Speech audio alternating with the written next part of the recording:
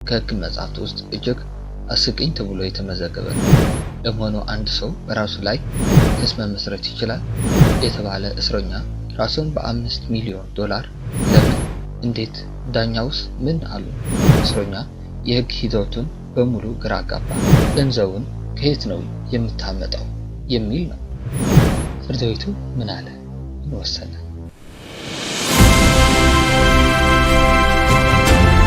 ሰላም፣ ዛሬ ይዤላችሁ የመጣሁት ታሪክ ከሕግ መጻሕፍት ውስጥ እጅግ አስቂኝ ተብሎ የተመዘገበ ነው።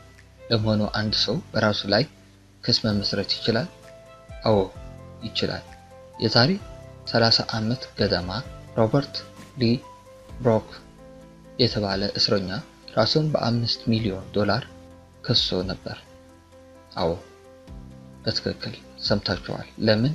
እንዴት? ዳኛውስ ምን አሉ? አብረን እንይ። ለዚህ ቻናል አዲስ የሆናችሁ ሰብስክራይብ፣ ላይክ፣ ሼር በማድረግ ቤተሰብ እንድትሆኑ በትህትና እጠይቃለሁ።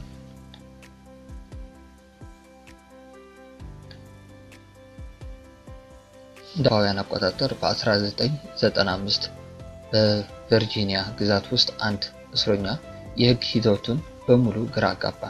ሮበርት ሊ ብሮክ የተባለ ሰው ራሴን በ5 ሚሊዮን ዶላር እከሳለሁ ብሎ ለፍርድ ቤት አቤቱታ አስገባ። የእሱ መከራከሪያ በጣም እንግዳ ነበር። በ1993 በሰከረበት ወቅት የራሱ ሃይማኖታዊ እምነትና ሲቪል መብቶች እንደጣሰ እና ይህ ድርጊቱ ደግሞ ወንጀል እንዲፈጽም ምክንያት እንደሆነው ተናግሯል። አስቡትማ፣ ራሱ በፈጸመው ወጥመድ ራሱን ተጠያቂ እያደረገ ነው።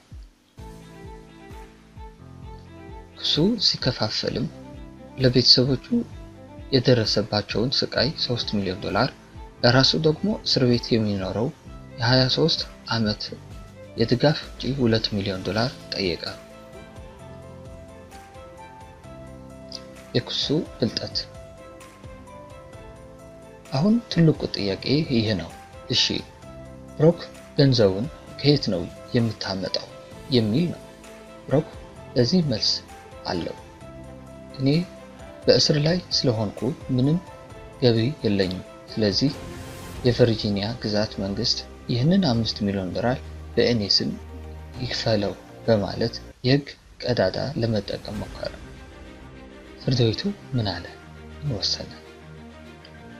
ዳኛዋ ጉዳዩን ሲመለከቱ ግራ መጋባት ሳይሆን የሳቁበት ይመስላል።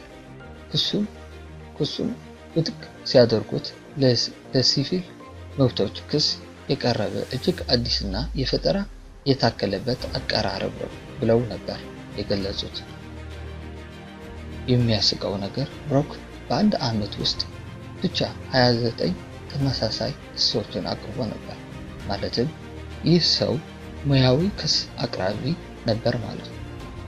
እናንተስ ምን ትላላችሁ? ሮበርት የሕግን ቀዳዳ ለመጠቀም የሞከረ ብልጥ ነበር ወይስ ዝም ብሎ ጊዜያዊ ጊዜ የሚያባክን ሰው? በኮሜንት ላይ ሀሳባችሁን አሳውቁኝ። እንደዚህ አይነት አስገራሚ ታሪኮች እንዳመጣላችሁ ሰብስክራይብ በማድረጋችሁን እንዳትረሱ። አመሰግናለሁ።